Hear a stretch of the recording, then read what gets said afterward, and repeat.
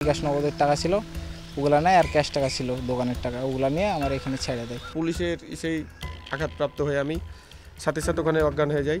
মফস্বল জায়গাতে নিয়ে যা টর্চারিং করে। আমরা পুলিশ এগুলো পুলিশ নাকি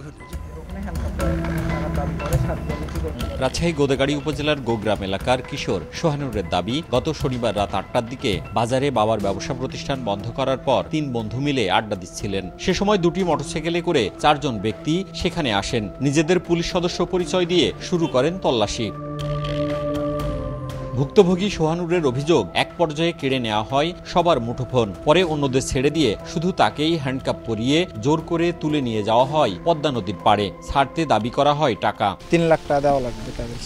আমি বলছি এত টাকা কই পাবো? বলছি তোর আব্বারে ফোন দে। সোহানুরকে পুলিশ পরিচয়ে তুলে নেয়ার খবর এলাকায় ছড়িয়ে পড়লে একত্রিত হন স্থানীয়রা। অভিযুক্ত এএসআই আনোয়ারুলকে সাদা পোশাকে দেখতে পেয়ে অবরুদ্ধ করেন তারা। খবর পেয়ে পুলিশের আরেকটি দল ঘটনাস্থলে পৌঁছে নিয়ন্ত্রণে নেন পরিস্থিতি, উদ্ধার করে অবরুদ্ধ সদস্যকে, আর রাতে ছেড়ে দেওয়া হয় সোহানুরকে। এগুলো পুলিশ নাকি আমরা পুলিশ, কেউ চালা করবি না, একে লিয়ে চলে না, আর চিল্লাবি না তোর। একজনের হাতে বাঁশ, মোটা মোটা বাঁশ, তারপরে পুলিশের যেগুলা রুলার থাকে সেগুলা আমাদের জনগণের উপর হামলা করে। কোনোভাবে মানে না, 5-10 লাখ টাকা দাবি করা সবাই। মফস্বল জায়গাতে নিয়ে যা টর্চারিং করে, টাকা নিয়ে নালে ছেড়বো না। অনেক কিছু মামলা দিয়ে ভয়ে মানুষ তখন ওদেরকে টাকা দিতে বাধ্য। রোববার বিকেলে পুলিশ লাইনে প্রত্যাহার করা হয় গোদাগাড়ী প্রেমতলী পুলিশ তদন্ত কেন্দ্রের SI Rezaul Karim, ASI Anwarul Islam, constable Rezaul Karim ও মিলন হোসেনকে। জানানো হয় শুরু হয়েছে তদন্ত। অন্যদিকে পুলিশ সদস্যকে অবরুদ্ধের ঘটনায় অজ্ঞাত গ্রামবাসীর বিরুদ্ধে মামলা করে পুলিশ।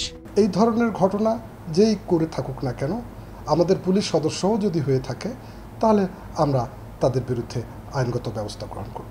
ভুক্তভোগী কিশোর এসএসসি পরীক্ষার্থী। এ ঘটনার সুষ্ঠু তদন্ত ও দায়ী ব্যক্তিদের শাস্তির দাবি এলাকাবাসীর।